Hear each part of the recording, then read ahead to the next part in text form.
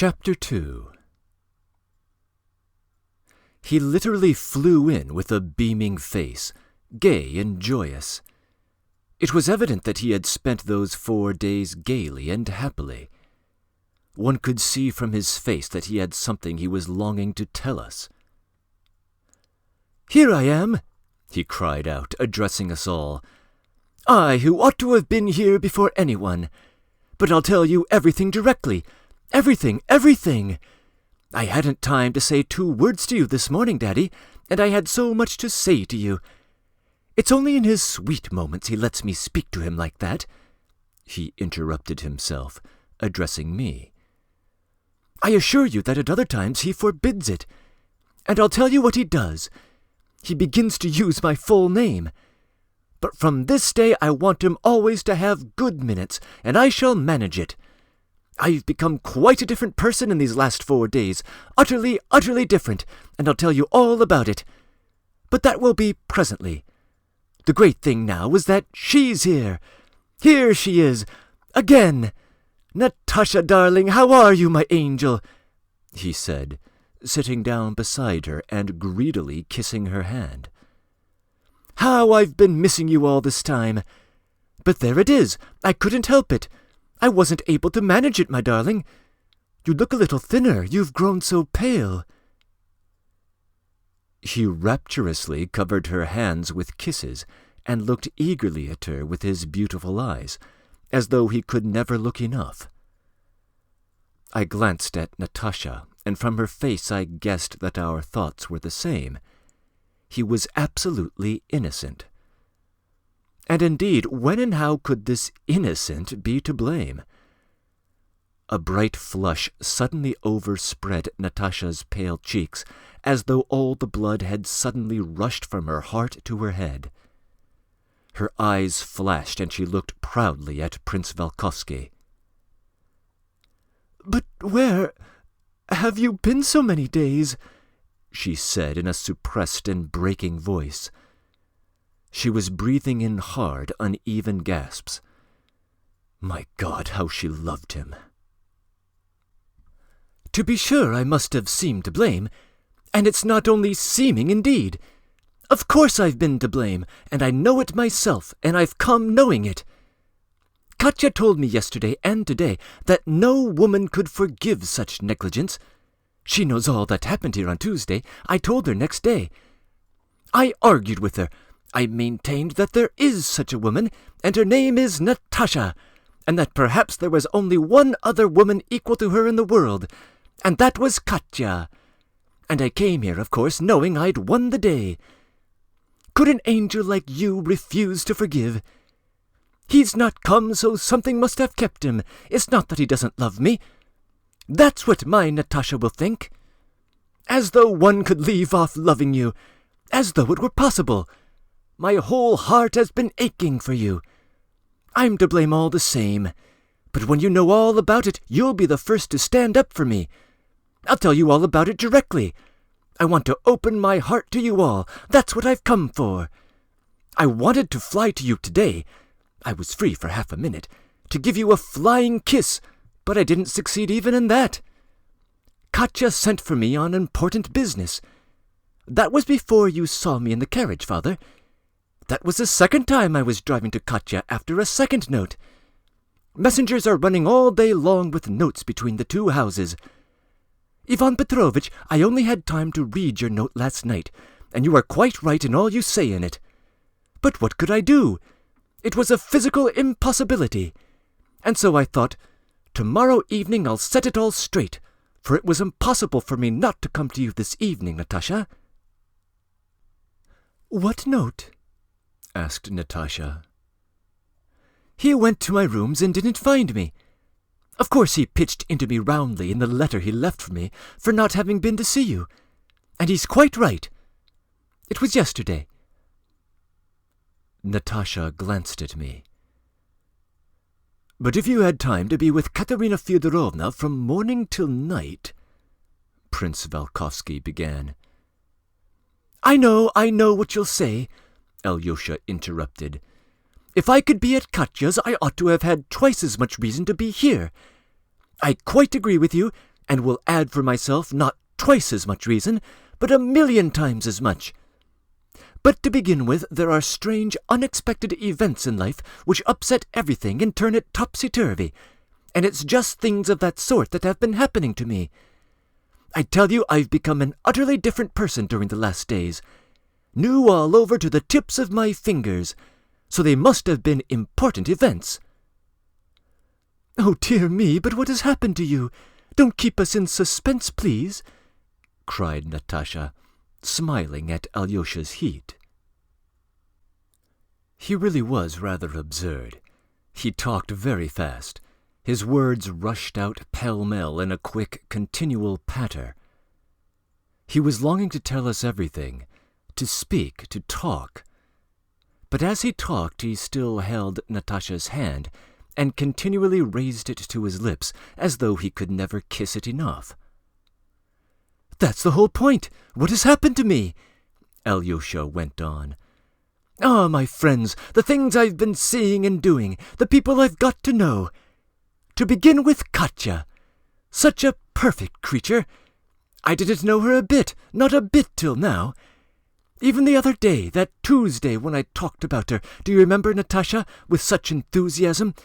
Even then I hardly knew her a bit. She hasn't shown her real self to me till now. But now we've got to know each other thoroughly. We call each other Katya and Alyosha. But I'll begin at the beginning. To begin with, Natasha, if only you could hear all that she said to me when I spoke to her about you the other day, Wednesday it was, and told her all that had happened here.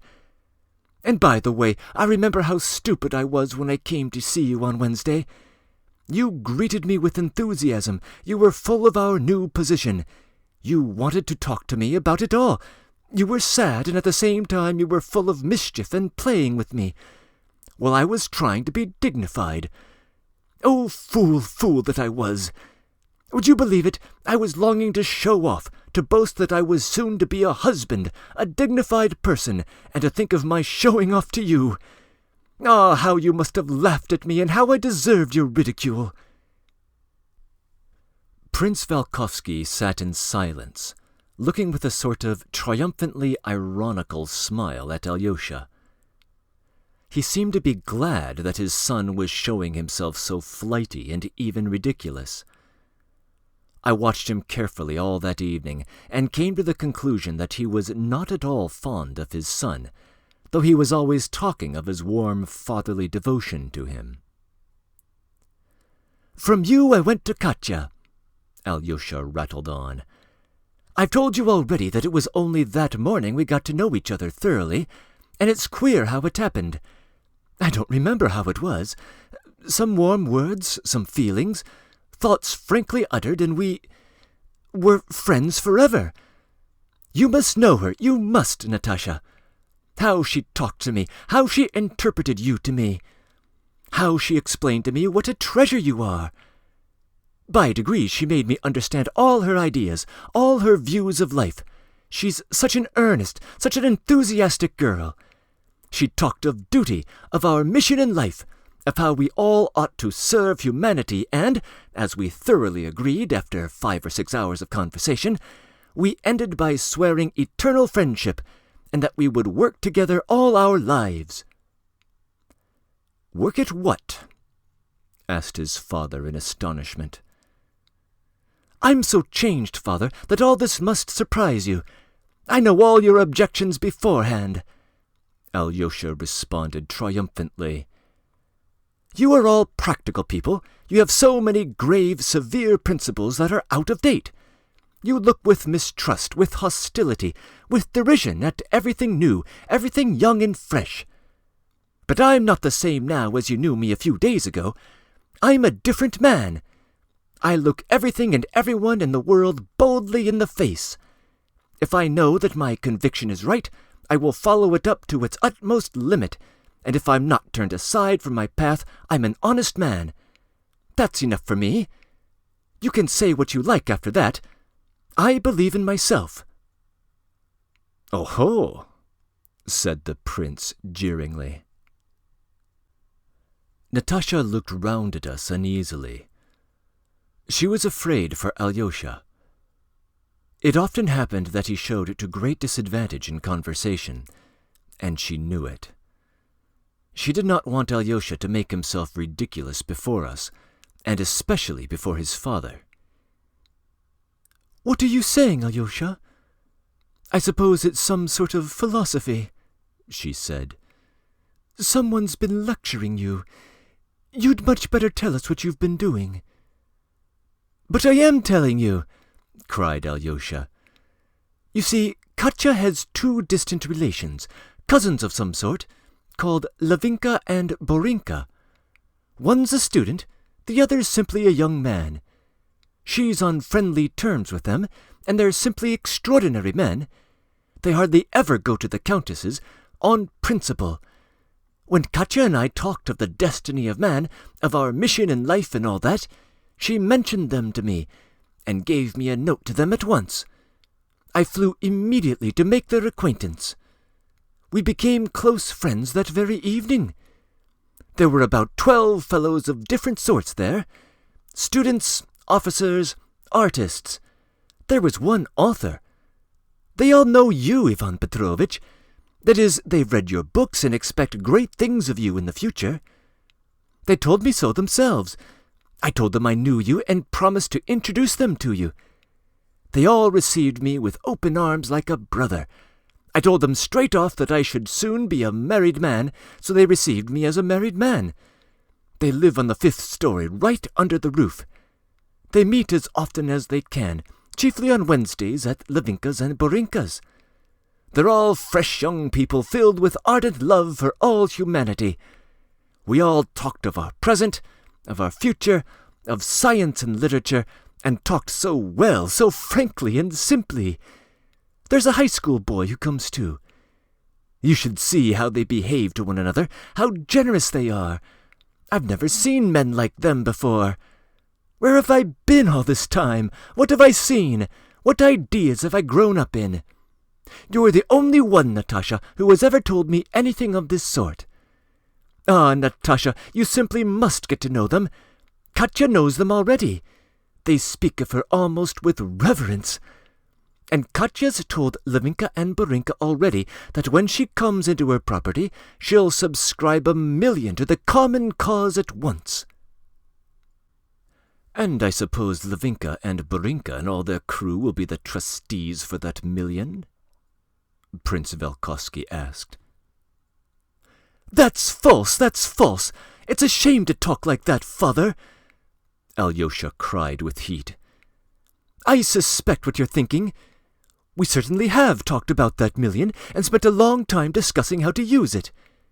We decided at last on public enlightenment before everything else." "Yes, I see that I did not quite know Katerina Fyodorovna, certainly," Prince Velkovsky observed, as it were to himself, still with the same mocking smile. "I was prepared for many things from her, but this—" "Why this?" Alyosha broke in. "Why do you think it's so odd? Because it goes somewhat beyond your established routine? Because no one has subscribed 1,000,000 before, and she subscribes it? What of it? What if she doesn't want to live at the expense of others? For living on those millions means living at the expense of others. I've only just found that out. She wants to be of service to her country and all, and to give her mite to the common cause. We used to read of that mite in our copybooks, and when that mite means 1,000,000, you think there's something wrong about it. And what does it all rest on, this common sense that so prays and that I believed in so? Why do you look at me like that, father? As though you were looking at a buffoon, a fool. What does it matter, my being a fool? Natasha, you should have heard what Katya said about that. It's not the brains that matter most, but that which guides them, the character, the heart, generous qualities, progressive ideas. But better still, Bezmigin has a saying about that that's full of genius. Bezmigin is a friend of Lavinka's and Borinka's, and between ourselves he is a man of brains and a real leader of genius. Only yesterday he said in conversation, 'The fool who recognizes that he is a fool is no longer a fool.' How true that is! One hears utterance like that from him every minute. He positively scatters truths." "A sign of genius, certainly," observed Prince Volkovsky. "You do nothing but laugh. But I've never heard anything like that from you, and I've never heard anything like it from any of your friends either. On the contrary, in your circle you seem to be hiding all this, to be groveling on the ground, so that all figures, all noses may follow precisely certain measurements, certain rules. As though that were possible, as though that were not 1,000 times more impossible than what we talk about and what we think. And yet they call us utopian. You should have heard what they said to me yesterday." "Well, but what is it you talk and think about? Tell us, Alyosha. I can't quite understand yet," said Natasha. "Of everything in general that leads up to progress, to humanity, to love. It's all in relation to contemporary questions. We talk about the need of a free press, of the reforms that are beginning, of the love of humanity, of the leaders of today. We criticize them and read them. But above all, we've promised to be perfectly open with one another, and to tell everything about ourselves, plainly, openly, without hesitation. Nothing but openness and straightforwardness can attain our object. That's what Bezmigin is striving most for. I told Katya about that, and she is in complete sympathy with Bezmigin. And so all of us, under Bezmigin's leadership, have promised to act honestly and straightforwardly all our lives, and not to be disconcerted in any way, not to be ashamed of our enthusiasm, our fervor, our mistakes, and to go straight forward whatever may be said of us and however we may be judged. If you want to be respected by others, the great thing is to respect yourself. Only by that, only by self-respect will you compel others to respect you. That's what Bezmigin says, and Katya agrees with him entirely. We're agreeing now upon our convictions in general, and have resolved to pursue the study of ourselves severally, and when we meet to explain ourselves to each other." "What a string of nonsense!" cried Prince Volkovsky uneasily. "And who is this Bezmigin? No, it can't be left like this." "What can't be left?" cried Alyosha. "Listen, father, why I say all this before you. It's because I want and hope to bring you, too, into our circle. I've pledged myself in your name already. You laugh. Well, I knew you'd laugh. But hear me out. You are kind and generous. You'll understand. You don't know. You've never seen these people. You haven't heard them. Supposing you have heard of all this, and have studied it all, you are horribly learned, yet you haven't seen them themselves, have not been in their house, and so how can you judge of them correctly? You only imagine that you know them. You be with them, listen to them, and then I'll give you my word you'll be one of us. Above all, I want to use every means I can to rescue you from ruin in the circle to which you have so attached yourself, and so save you from your convictions." Prince Volkovsky listened to this sally in silence, with a malignant sneer. There was malice in his face. Natasha was watching him with unconcealed repulsion. He saw it, but pretended not to notice it. But as soon as Alyosha had finished, his father broke into a peal of laughter. He fell back in his chair as though he could not control himself. But the laughter was certainly not genuine. He was quite unmistakably laughing simply to wound and to humiliate his son as deeply as possible. Alyosha was certainly mortified. His whole face betrayed intense sadness. But he waited patiently until his father's merriment was over. "Father," he began mournfully, "why are you laughing at me? I have come to you frankly and openly. If, in your opinion, what I say is silly, teach me better and don't laugh at me. And what do you find to laugh at? At what is for me good and holy now? Why, suppose I am in error. Suppose this is all wrong, mistaken. Suppose I am a little fool, as you've called me several times. If I am making a mistake, I'm sincere and honest in it. I've done nothing ignoble. I am enthusiastic over lofty ideas. They may be mistaken, but what they rest upon is holy. I've told you that you and all your friends have never yet said anything to me that could guide me or influence me. Refute them, tell me something better than they have said, and I will follow you. But do not laugh at me, for that grieves me very much." Alyosha pronounced these words with extreme sincerity and a sort of severe dignity. Natasha watched him sympathetically. The prince heard his son with genuine amazement and instantly changed his tone. "I did not mean to grieve you, my dear," he answered. "On the contrary, I am sorry for you.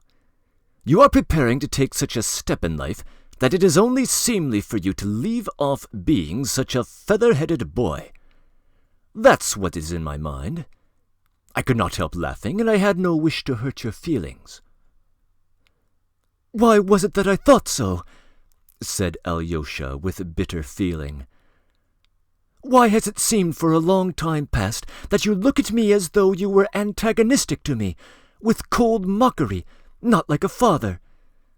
Why is it I feel that if I were in your place, I should not laugh so offensively as you do at me? Listen, let us speak openly with one another, at once and forever, that there may be no further misunderstanding. And I want to tell you the whole truth. I thought when I came here that there was some misunderstanding.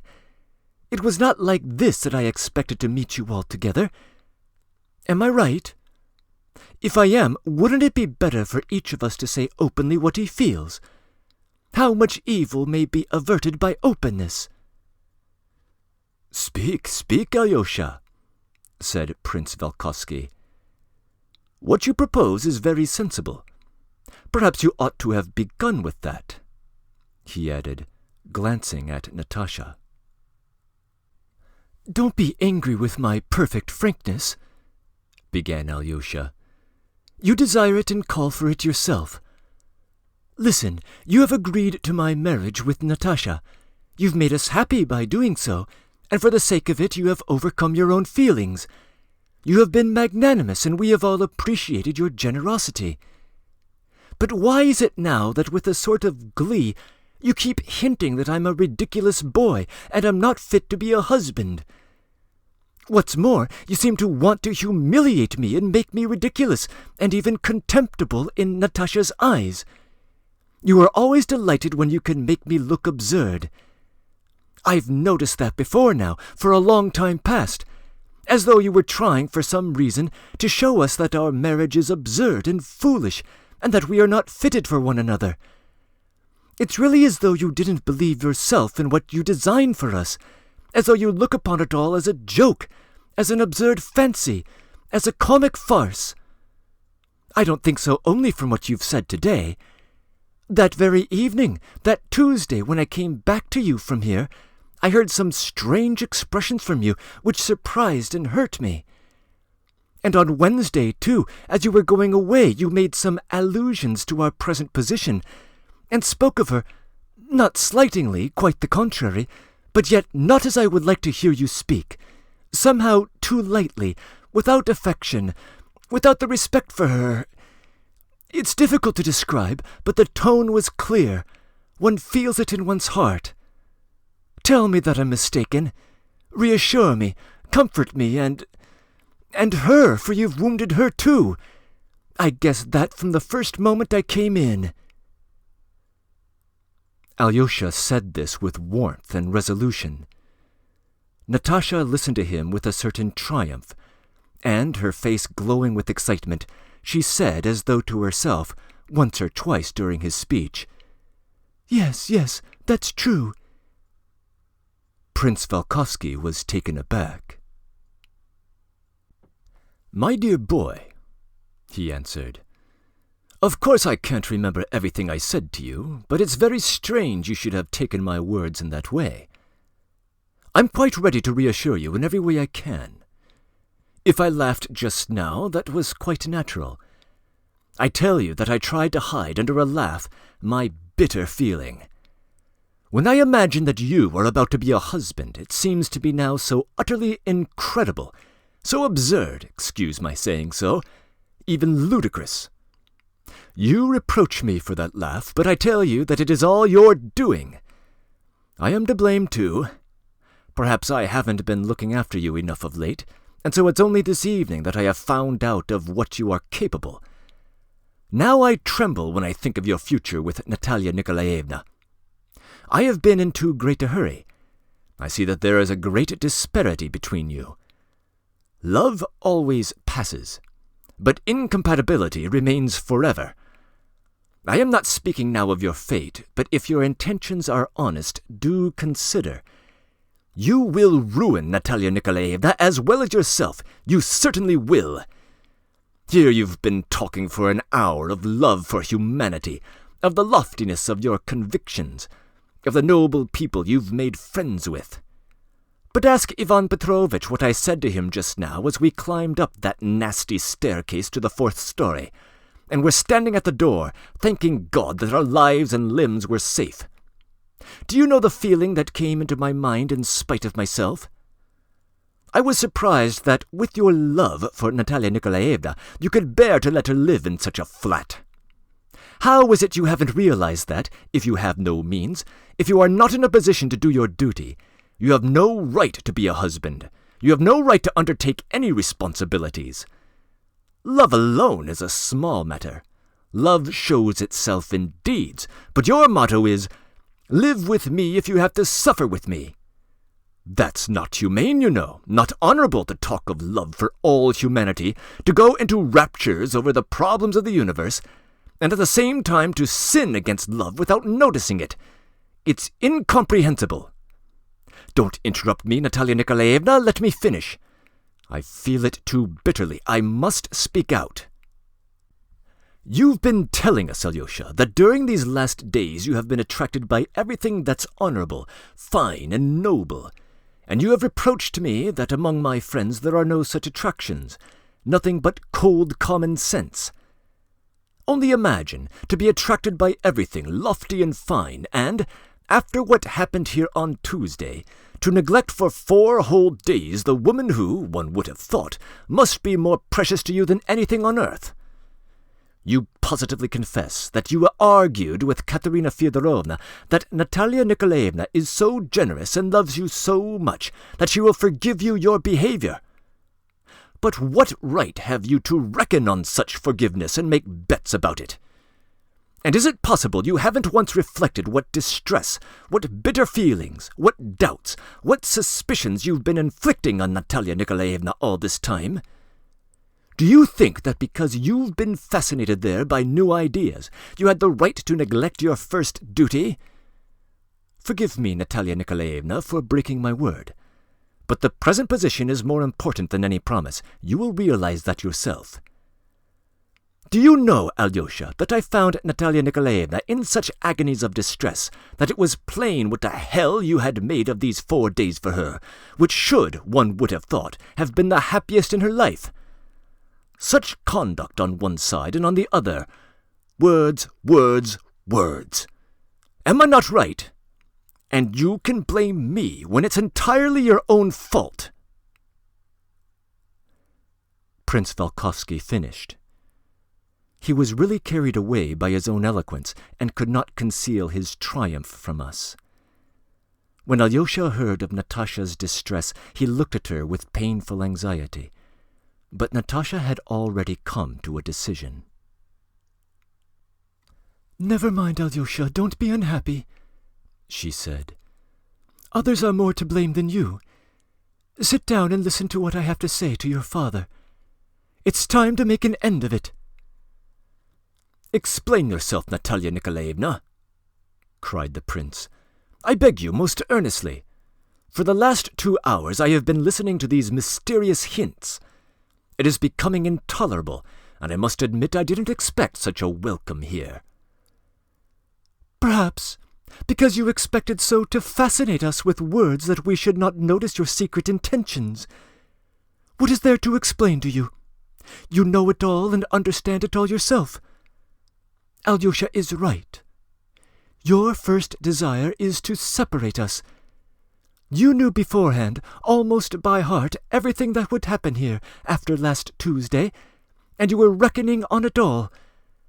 I have told you already that you don't take me seriously, nor the marriage you have planned. You are making fun of us, you are playing, and you have your own objects. Your game is a safe one. Alyosha was right when he reproached you for looking on all this as a farce. You ought, on the contrary, to be delighted and not scold Alyosha, for without knowing anything about it, he has done all that you expected of him, and perhaps even more. I was petrified with astonishment. I had expected some catastrophe that evening, but I was utterly astounded at Natasha's ruthless plain speaking and her frankly contemptuous tone. Then she really must know something, I thought, and has irrevocably determined upon a rupture. Perhaps she had been impatiently expecting the prince in order to tell him everything to his face. Prince Volkovsky turned a little pale. Alyosha's face betrayed naive alarm and agonizing expectation. "Think what you have just accused me of," cried the prince, "and consider your words a little. I can make nothing of it." "Ah, so you don't care to understand a word," said Natasha. "Even Alyosha understood you as I did, and we are not in any agreement about it. We have not even seen each other. He, too, fancied that you were playing an ignoble and insulting game with us, and he loves you and believes in you as though you were a god. You haven't thought it necessary to be cautious and hypocritical enough with him. You reckoned that he would not see through you. But he has a tender, sensitive, impressionable heart, and your words, your tone, as he says, have left a trace in his heart." "I don't understand a word of it, not a word of it," repeated Prince Volkovsky, turning to me with an air of the utmost perplexity, as though he were calling me to witness. He was hot and angry. "You are suspicious, you are agitated," he went on, addressing her. "The fact is, you are jealous of Katerina Fyodorovna, and so you're ready to find fault with everyone, and me especially. And allow me to say, you give one a strange idea of your character. I am not accustomed to such scenes. I would not remain here another moment if it were not for my son's interests. I am still waiting. Will you condescend to explain?" "So you will still persist and will not understand, though you know all this by heart? Do you really want me to speak out?" "That is all I am anxious for." "Very well, then, listen!" cried Natasha, her eyes flashing with anger. "I'll tell you everything, everything." Breaking in.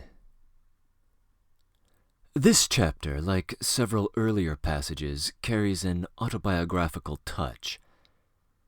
The social group of young idealists that sparks Alyosha's enthusiasm seems to be based upon the Petrashevsky circle, of which Dostoevsky himself was a part in the late 1840s. His early works in the vein of Poor Folk would have been welcome there, as indeed Alyosha's new friends are admirers of Vanya's writings.